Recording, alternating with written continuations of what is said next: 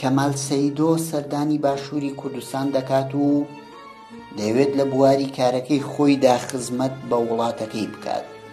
ئەو لەو بارەیەوە دەڵێت: مەبەست لە سەردانەکەم ئەوە بوو بتوانم بە یارمەتی شۆڕش ستودیۆیەکدا بمەزرێنم، یان هیچ نەبێت تیمێکی کاری تەلەڤیزیۆنی دروست بکەم و بەشێک لە ڕووداوەکان تۆمار بکەم.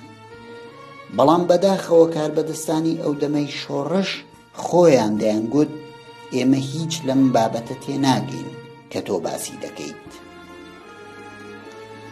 لە یەکەم گەشتیدا سەیدۆ هیچی ئەوتۆی بۆ ناکرێت، بەڵام لە گەشتی دووەمیدا لە ئەڵمانیاوە دەچێتە تاران، لەوێشەوە بۆ ناوپردان.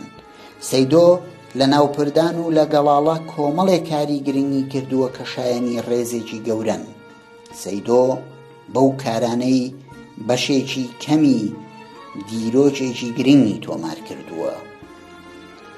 لەو گەشتەیدا کە لە هاوینی ساڵی 1972دا کردوویەتی، دیدارێکی کورتی لەگەڵ شاعیر هەژار مکوریانی سازداوە کە ئاستی فیلمەکەی زۆر باشە و هەروەها دیمەنەکانی ئەو فیلمە ڕەنگاوڕەنگیشن. ملەتی کورد باوجودی قەت کەیانی خۆی نەبووە و 1000 ساڵە هیچ کەس ئاوری وەسەر نەداوەتەوە، بەڵکو دەژێت تەسیری زمانی عەرەبی، فارسی، تورکیدا بووە و بە زۆری زۆرداری زمانی عالەمی پێ خوێندراوە یا بۆ دینی هەرچی بڵێن. قەت کوردی نانی لێ پەیدا نەبوو بۆ میلەتی کورد. دیسان بەو حاڵەش کورد لە ئەدەبی خۆیدا گەیشتوتە پایەیەکی زۆر بەرز و گەورە کە لەوەدا دەتوانێت دەگەڵ میلەتی دی شرکەت بکە. بۆ نمونە مەموزینی خانیمان هەیە. مەموزینی خانی لە ڕۆمیۆ جوولێتی شەکسپیر ئەگەر بەرزتر نەبێ بەرامبەری دەکا و بە عەقیدەی من بەرزتریشە، چونکە جگە لە عەشق بازیەکەی زۆر شتی دیکەی تێدایە کە لە ڕۆمیۆ جوولێتی شەکسپیردانیە.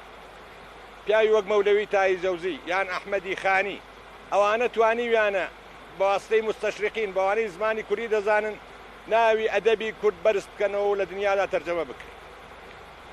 عەجەبە ئەگەر ئەو میلەتە بۆ خۆی ساحیبی کیانی خۆی بووایە، بۆ خۆی ئازاد بووایە، هەر ئەوەندە بتوانێت بە زمانی دایکی خۆی و دایک و بابی خۆی و میلەتی خۆی بخوێنێ، دەبوایە چەند عەبقەریدی ئێمە تەسلیم بە دنیا بکەین، دەبوایە چەندمان خزمەت بە ئەدەبیاتی عالەم دەکرد.